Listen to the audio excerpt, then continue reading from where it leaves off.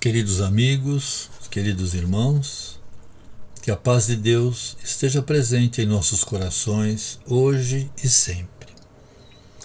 O tema para a nossa preleção desta semana está contido na carta do apóstolo Paulo a Coríntio, no item 5,17, que diz: Se alguém está em Cristo, nova criatura é.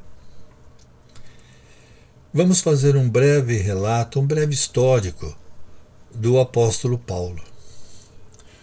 Paulo nasceu com o nome de Saulo. Ele era um judeu nascido na cidade de Tarso, na antiga Grécia.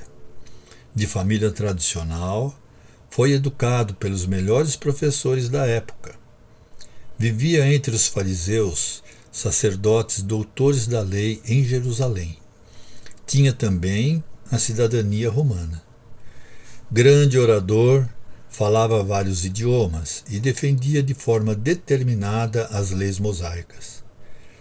Quando tomou conhecimento de que os ensinamentos de Jesus ganhavam muitos adeptos, começou a perseguir, prender e matar os cristãos, temendo que a ordem estabelecida viesse a ser subvertida. Certo dia, quando se dirigia à cidade de Damasco, onde continuaria sua perseguição aos cristãos, na estrada, Jesus aparece para ele em forma de intensa luz. Saulo cai do seu cavalo e, prostrado no chão, ouve uma voz que vem dessa intensa luz e lhe diz: Saulo, Saulo, por que me persegues? Saulo então pergunta: Quem sois? E a voz lhe responde: Sou Jesus, a quem você persegue.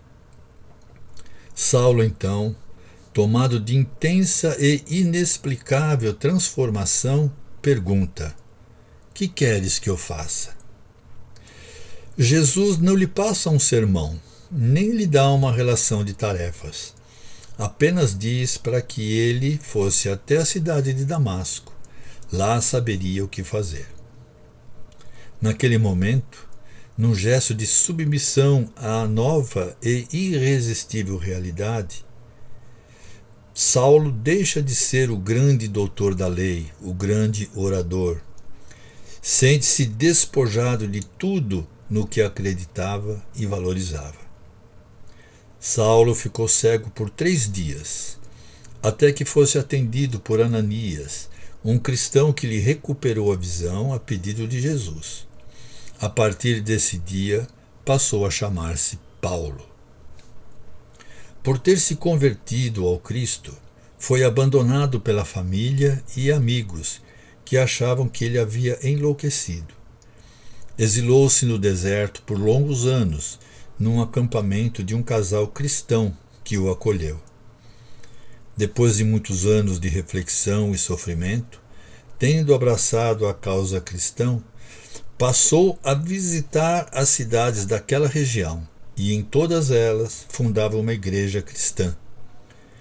Não podendo retornar àquelas cidades, passou a escrever cartas, buscando manter a harmonia e a pureza dos ensinamentos do Mestre Jesus. Paulo assumiu como missão levar a boa nova a todos os povos, por isso é conhecido como o apóstolo dos gentios. Na carta que Paulo enviou à cidade de Coríntio, ele diz: Se alguém está em Cristo, nova criatura é. E falou pela própria experiência. Vamos observar que, no encontro com Jesus na estrada de Damasco, não ocorreu nenhuma negociação formal entre Jesus e Paulo. Jesus não exige nada de Paulo. E Paulo, por sua vez, simplesmente assume uma nova postura, ainda que surpreso e atônito. Ele não perguntou: Mas, Senhor, quem vai cuidar dos meus exércitos? Quem vai pagar minhas contas? Como ficam meus compromissos na sinagoga? Isso não ocorreu. Por que isso não ocorreu? Porque o encontro com o Cristo Jesus não se dá no campo das palavras, dos acordos, das coisas temporais e transitórias. O encontro com Cristo ocorre na intimidade da nossa alma, nos colocando em contato com a essência divina que habita em nós, onde moram, ainda adormecidos, os sentimentos de amor e caridade. Paulo teve seu despertar em Cristo na estrada de Damasco.